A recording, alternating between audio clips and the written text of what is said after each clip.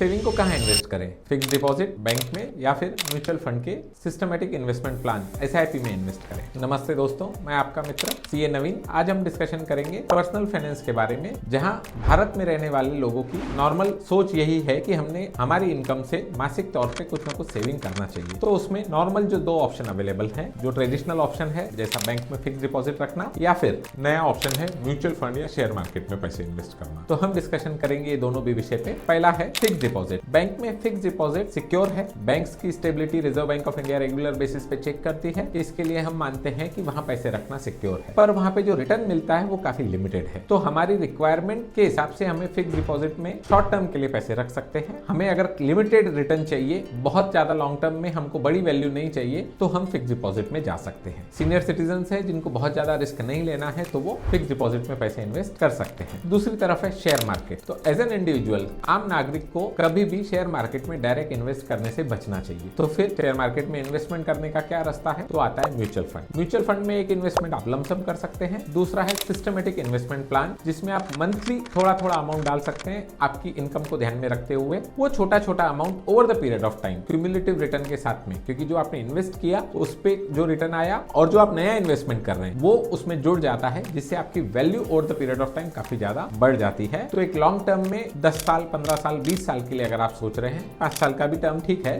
तो फिर SIP में इन्वेस्ट करना ज्यादा अच्छा रहेगा। रिस्क थोड़ा ज्यादा है, पर रिटर्न भी उतना ही ज्यादा अपेक्षित है in case of mutual fund systematic investment plan के थ्रू। कंक्लूड इसको ऐसा करेंगे, अपने टोटल इन्वेस्टमेंट का कुछ पोर्शन फिक्स डिपॉजिट में जो इंस्टेंट लिक्विडिटी अवेलेबल हो सकती है। दूसरा, एक मेजर पोर्शन लंबे टाइम के लिए जो आप इन्वेस्ट कर सकते हैं वो म्यूचुअल फंड में इन्वेस्ट करना चाहिए। ऐसी और पर्सनल फाइनेंस टिप्स के लिए जुड़े रहिए नमस्ते फिनटेक से।